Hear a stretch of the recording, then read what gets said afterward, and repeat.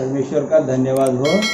परमेश्वर ने फिर एक हफ्ते के बाद आपको और मुझे परमेश्वर ने चुना है।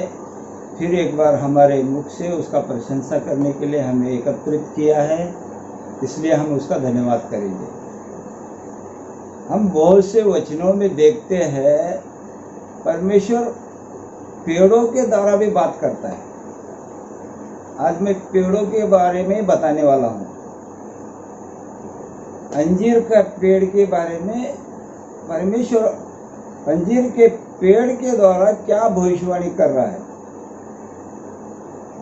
इसके लिए हम देखेंगे। क्योंकि ये पेड़ों के बारे में बहुत से जगह में लिखा है और वो कहता है कि पेड़ के बारे में क्या क्या लिखा है, हम उसके बारे में हम देखेंगे। हम पहला वचन निकालेंगे,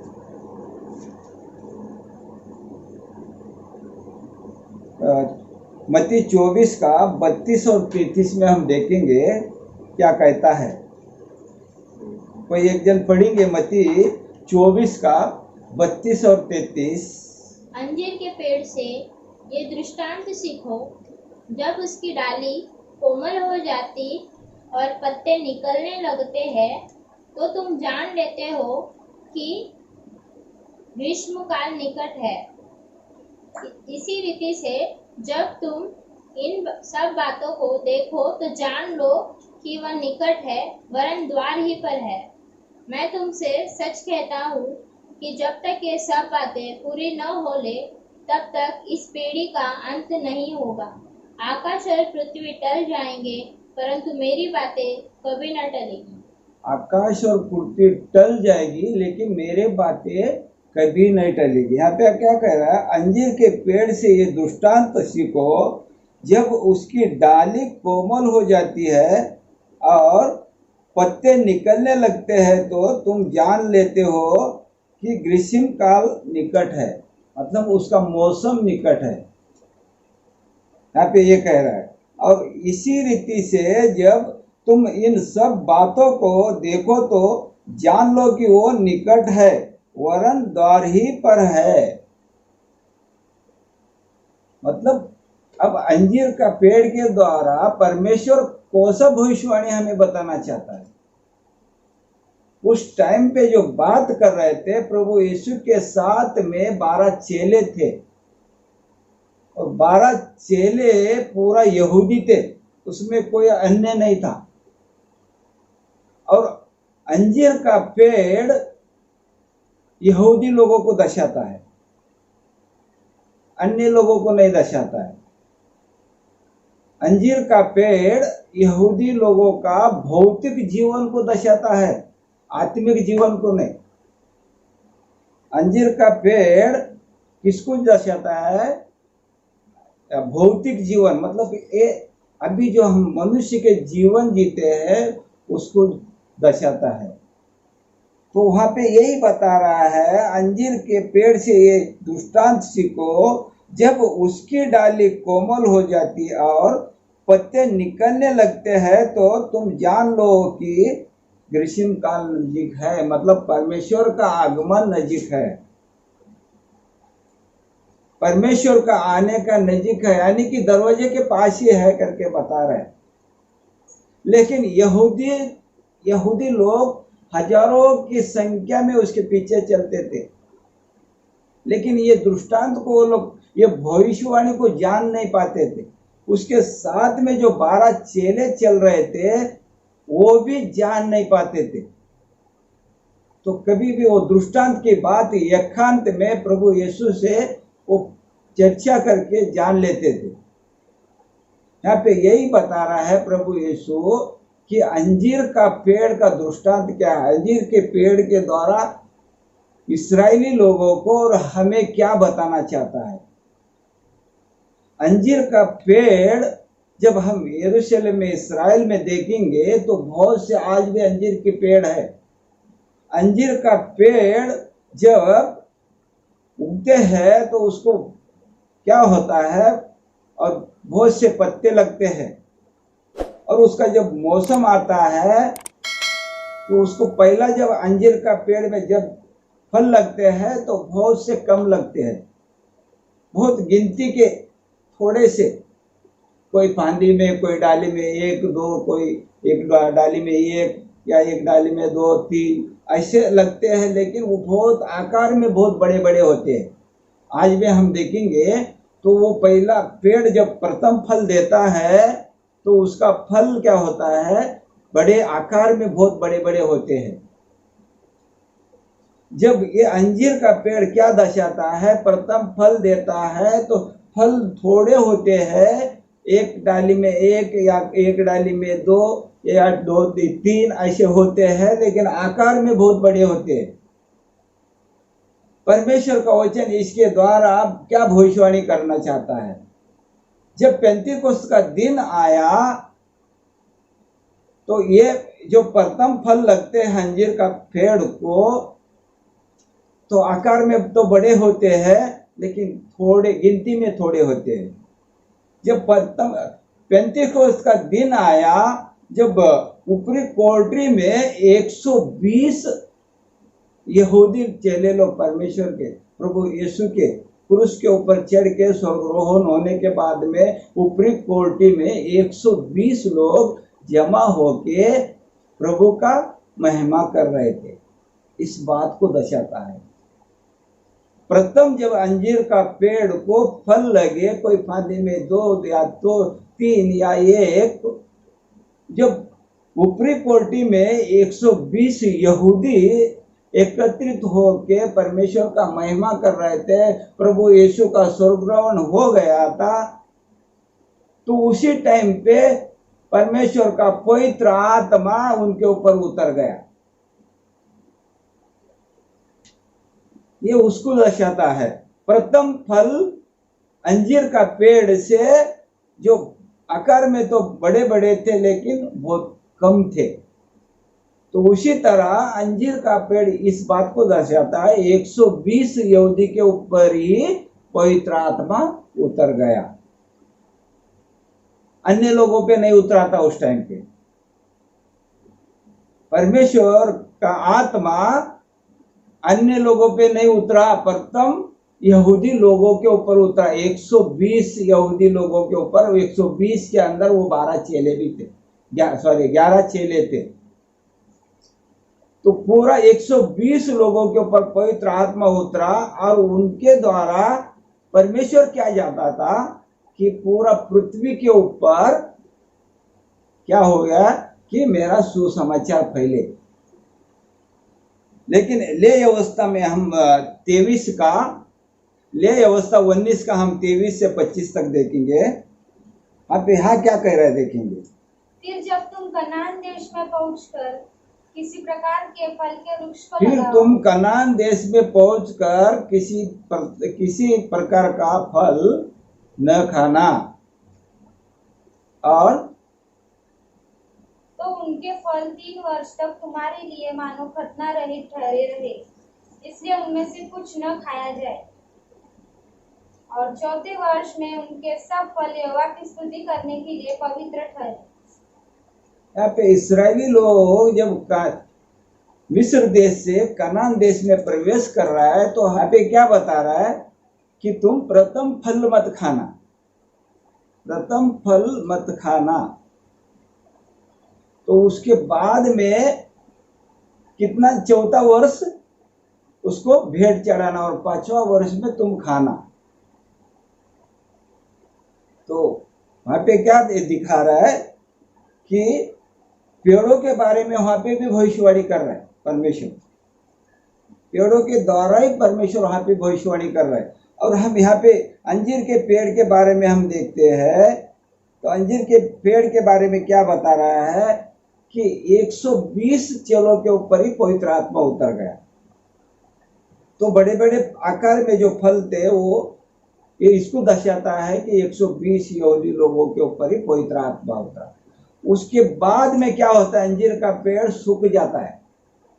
आपको किसको पता नहीं होगा, यरूशलेम में आज के तारीख में भी हम लोग को देखते हैं, बहुत बड़े बड़े भविष्यवक्ता जो बाइबल के एक्सपर्ट है वो बताते हैं कि आज भी अंजीर का पेड़ जब प्रथम फल देता है तो उसके बाद में उसके पत्ते सब झड़ जाते हैं। उसके पत्ते सब झड़ जाते हैं। उसके बाद 2 महीने के बाद क्या होता है, 2 महीने के बाद फिर फल लगते हैं। फिर 2 महीने के बाद फल लगते हैं और वो फल कैसे होते, आकार में छोटे छोटे होते हैं। आकार में क्या होते हैं, छोटे छोटे होते हैं। पहले बड़े बड़े फल लग गए, उसके बाद में अंजीर के पेड़ के सब पत्ते सब झड़ गए। ऐसा लगता है कि पूरा झाड़ सूख गया, अभी जल जाएगा, अभी नष्ट हो जाएगा। लेकिन प्रभु यीशु कहता है वो फिर उगेगा, फिर से उसको फल लगेंगे। उसी तरह ये 2 महीने के बाद फिर उसको पत्ते लगते हैं, हरा झाड़ हरा बन जाता है, पूरा सूख जाता, पत्ता झड़ सब पत्ते झड़ जाते हैं। प्रथम फल लगने के बाद फिर वो 2 महीने के बाद फिर उसको क्या होते हैं, फल लगते हैं। ये 2 महीने का समय हमें क्या दर्शाता है, भविष्यवाणी के द्वारा 2000 सालों को दर्शाता है। यहूदी लोगों के ऊपर पवित्र आत्मा उतरने के बाद यहूदी लोगों को परमेश्वर ने चुना, लेकिन यहूदी लोगों ने परमेश्वर का सुसमाचार को बांटा नहीं है। वो लोग उतने में रह गए, उधर ही रह गए।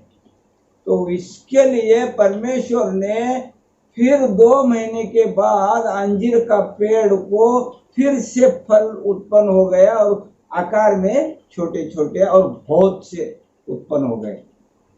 अंजीर का पेड़ को इस बार जब फल लगे, आकार में तो छोटे छोटे थे लेकिन बहुतायत से थे, वो झाड़ भी नहीं दिख रहा था, उतना फल थे उसके अंदर। वो किसको दर्शाता है, अन्य लोगों को दर्शाता है। जब ये 2 महीना किसको दर्शाता है, 2 महीना 2000 सालों को दर्शाता है। जब पेंतीकोस्त के दिन पवित्र आत्मा 120 लोगों के ऊपर उतरा था, तो उसके बाद में 1948 तक यहूदी लोग तितर बितर हो गए। तितर बितर हो गए, उनको कभी 100 देशों में वो लोग तितर बितर हो गए, क्योंकि प्रभु यीशु को क्रूस पे चढ़ने के बाद, स्वर्गरोहण के बाद 40 में कुछ रोमी साम्राज्य ने उनको पूरा नष्ट किया। उनको वहां से इस्राएल में से पूरा यरूशलेम में से निकाल दिया और उनको क्या किया, तितर बितर कर दिया और वो लोग पूरा 100 देशों में फैल गए, क्योंकि सुसमाचार परमेश्वर का वो लोग नहीं फैलाया। इसके लिए परमेश्वर ने उनके ऊपर वो को ढा दिया। फिर उसके बाद में 2 महीने के बाद जब अंजीर का पेड़ को फल लगे, तो आकार में तो छोटे छोटे थे लेकिन बहुत से थे। ये अन्य लोगों को दर्शाता है। ये अन्य लोग आप और हम है, और अन्य लोगों ने आज बहुतायत से फल लाया। और इसके लिए परमेश्वर अन्य लोगों के पास क्या रखा है, रोमियो 11 का 16 से लेके 16, 17, 18 हम देखेंगे। जब भेंट का पहला पेड़ा पवित्र ठहरा, जब भेंट का पहला पेड़ा पवित्र ठहरा, तो पूरा गूंदा हुआ आटा भी पवित्र है। गूंदा हुआ आटा भी पवित्र है। और जब जड़ पवित्र ठहरी, तो डालियां भी ऐसी ही है। जब जड़ पवित्र ठहरी तो डालियां भी ऐसी है। मतलब जड़ किसको दर्शाता है, यहूदी लोगों को दर्शाता है, और डालियां किसको दर्शाती है, हम अन्य लोगों को दर्शाती है। परमेश्वर इसके द्वारा भी हमें भविष्यवाणी बता रहा है। यहाँ पे आगे बता रहे, आगे क्या बोल रहे देखो। पर यदि कुछ डालियां तोड़ दी गई, यदि कुछ डाली तोड़ दी गई तो, और तू जंगली जैतून होकर उनमें साटा गया, तू जंगली जैतून होकर साटा गया, और जैतून की जड़ चिकनाई का भागी हुआ है, जंगली जैतून चिकनाई जैतून का क्या हुआ है, भागी हुआ। भागी हुआ है। यहाँ पे जैतून का झाड़ के बारे में बता रहा है, वहाँ पे क्या बता रहा है, अंजीर का पेड़ के बारे में है, जैतून का पेड़। जैतून का पेड़ इस्राएली यहूदी लोगों को आत्मिक जीवन के बारे में बताता है, और अंजीर का पेड़ जो है यहूदी लोगों को भौतिक जीवन के बारे में दर्शाता है। तो यहाँ पे वही बता रहा है कि तू उसके अंदर साटा गया तो इतना मत ये करना, घमंड मत करना। मतलब अन्य लोगों को बोल रहे तो तेरे को उसके अंदर जैतून के अंदर साटा गया तो उतना आगे पढ़ो। तो डालियों पर घमंड न करना। डालियों पर घमंड न करना मतलब यहूदी लोगों से सामर्थ, पवित्र आत्मा का सामर्थ उनसे निकाल के हमारे ऊपर वो डाल दिया। आज पूरा आत्मिक जीवन अन्य लोगों के पास है, यहूदी लोगों के पास नहीं है। आत्मिक जीवन अन्य लोगों के अंदर है। आज पूरा सुसमाचार पूरा 100-120 देशों में पूरा परमेश्वर का सुसमाचार अन्य लोग ही फैला रहे। और आगे पढ़ो, उसके आगे तो डालियों पर घमंड न करना, और हाँ। यदि तू घमंड करे तो जान रख कि तू जड़ को नहीं परंतु जड़ तुझे संभालती है। यहाँ पे क्या बोल रहा है, तू जड़ को नहीं परंतु जड़ तुझे संभालती है। मतलब अन्य लोगों को परमेश्वर यहाँ पे भविष्यवाणी कर रहा है, इतना घमंड मत करो, इतना गौरव मत करो, इतना अपने आप को बहुत शाना मत समझो, इतने अपने आप को बहुत बड़ा भविष्यवक्ता मत समझो। जब जड़ मेन है, परमेश्वर यहूदी लोगों को जड़ में दशा रहा है, परमेश्वर जड़ के साथ में है, तो उनको तुम जंगली जैतून हो। मतलब जंगली जैतून गलील में पाए जाते थे, जंगली जैतून गलील में पाए जाते थे। वहां से क्या किया, वहां से वो फांदियां छाट के ला के ये अच्छा जैतून में यरूशलेम में वो डाल दिया और उसमें फल लाया गया। तो परमेश्वर यहाँ पे भी भविष्यवाणी कर रहा है अंजीर का पेड़ के द्वारा और जैतून के पेड़ के द्वारा।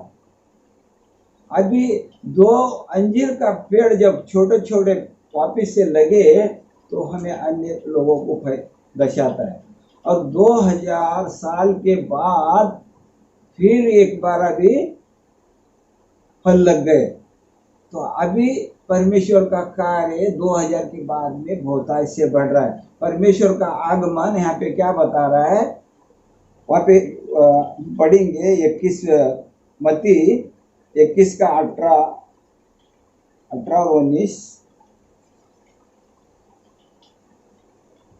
मत्ती 21 का 18 और 19 में क्या कह रहा है, भोर को जब वह नगर को लौट रहा था, भोर को जब वो नगर को लौट रहा था तो उसे भूख लगी, उसको भूख लगी। सड़क के किनारे अंजीर का एक पेड़ देखकर, यहाँ पे अंजीर का पेड़ के बारे में बता रहा है। देखो, सड़क के किनारे अंजीर का पेड़, एक अंजीर का पेड़ देखा, वह उसके पास गया हाँ, और पत्तों को छोड़ उसमें कुछ न पाकर उससे कहा, अब से तुझमें फिर कभी फल न लगे।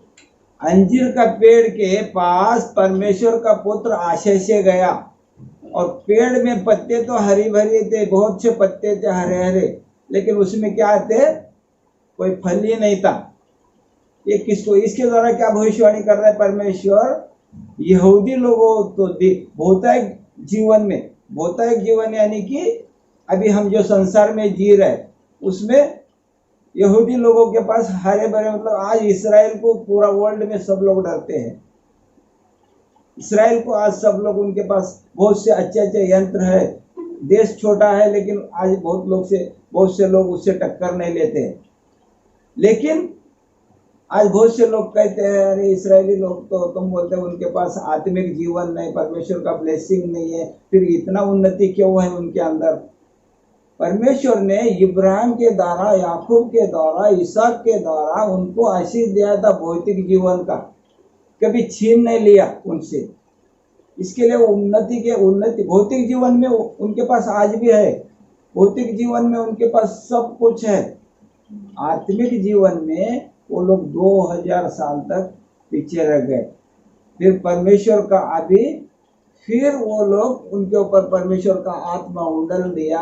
आज यहूदी लोग, परसी लोग आज थोड़े प्रभु में विश्वास कर रहे हैं और वो लोग क्या कर रहे हैं, अभी सुसमाचार फैला रहे थोड़ा थोड़ा, मतलब परमेश्वर का। यहाँ पे आगे पढ़ो आगे। और अंजीर का पेड़ तुरंत सूख गया। अंजीर का पेड़ क्या हो गया? तुरंत सूख गया। मतलब वहां पे परमेश्वर ने क्या किया था कि तुरंत सूख गया, मतलब जो इस्राएली लोगों के ऊपर जो पेंतिकोस्त के दिन जो पवित्र आत्मा उतरा था, परमेश्वर ने उसके पास देखे पवित्र आत्मा उतरा, उसके बाद में भी वो लोगों ने सुसमाचार नहीं फैलाया, तो क्या हो गया, सूखते सूखते पूरा ही सूख गया। परमेश्वर इस वचन के द्वारा आपको सबको आशीष करे, ब्लेस करे, और इस वचन को भी आशीष करे। आमीन।